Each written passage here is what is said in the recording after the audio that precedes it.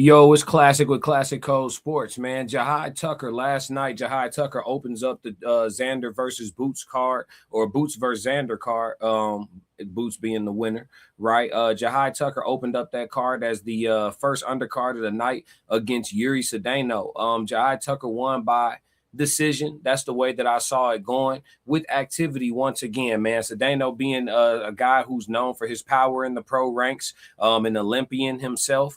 An undefeated record, coming in with a high KO ratio and a whole bunch of confidence. The fight started very early and it didn't really slow down. It settled in, but it didn't really slow down, as Jahi Tucker is a active fighter. Activity won him the fight. Jahi Tucker is not a power puncher, chat. I repeat, he is not a power puncher, but what he is sharp, precise, and he's active. Very, very active. It is death by 1,000 cuts when you fight Jahi Tucker. He is not running. He wants to stay in the pocket. He wants to slip, slide, step over, throw, slip, slide, catch, slip, slide, throw.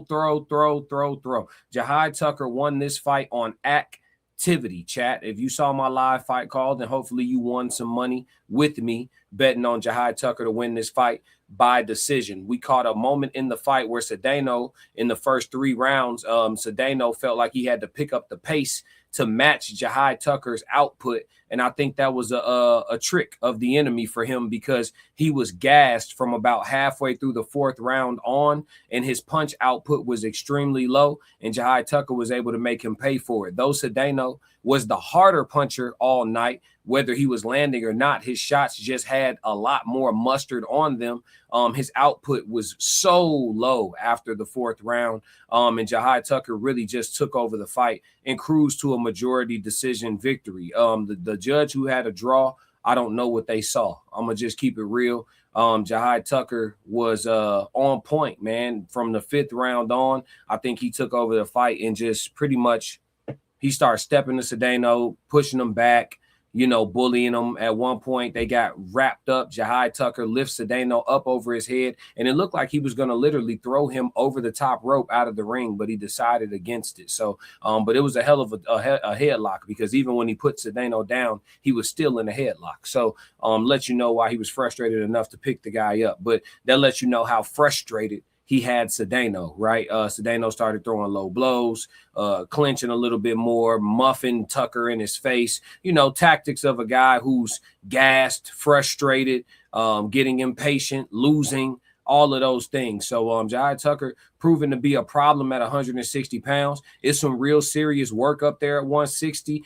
Just a few guys, right? A few guys that are real serious work up there at 160. But one thing I can say that is promising for Tucker after watching this fight is the way he wore the power shots of Sedano. He got hit clean a few times. He wasn't able to roll with all of them. He got hit clean a few times with some hooks on the chin from Sedano, and he stood up to the power.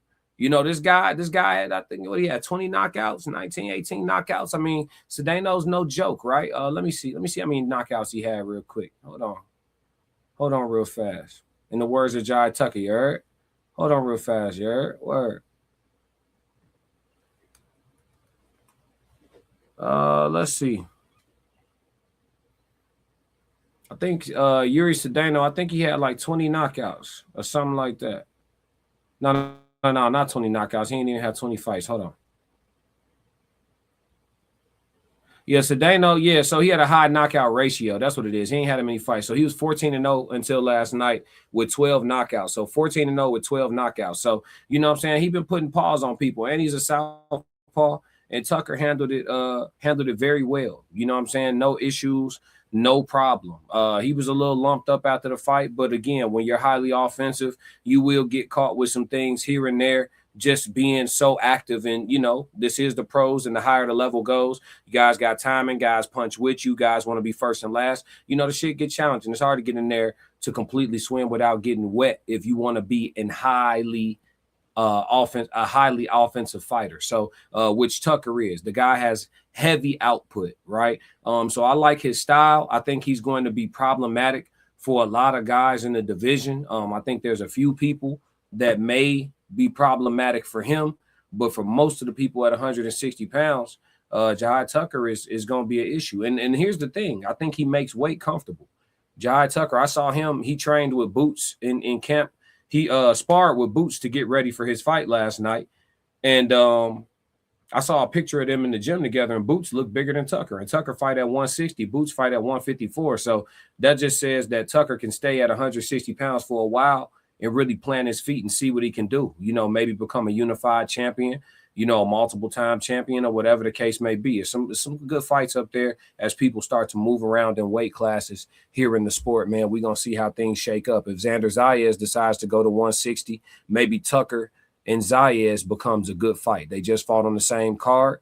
You know what I mean? So we shall see, man. We'll see what the future holds, man. But congratulations to Jahi Tucker. Yuri Sedano, I'm sure he will look to go back and rebuild. Again, he has good pedigree, so I think he will land on his feet. But he just came up against a better man with better conditioning than him. That proved to be the difference, in my opinion, is the conditioning, because he was able to set up some good shots when he was fresh and set his hooks up and his power shots behind his jab and his fundamentals. But once he got tired, Tucker had his way, man. Yeah, man. So shout out to Jahi Tucker for taking one more step towards everything he wants in the 160-pound division. It's classic with the Classic Code Sports, man. If y'all don't do nothing else, make sure y'all stick to the codes. We got another classic. Yeah. If you like what you just saw, support the channel. Make sure you subscribe, like, and jump in the comments. Talk to me so we could crack these codes. If you want to support the channel monetarily, go to my website and cop some merch, www.theclassiccodes.com, or you can shoot me a Cash App. Either way, stick to the codes. Classic codes, I ain't taking it slow. Forgive me, Lord, I woke up in that mode. Weathered the winters, we're left in the cold.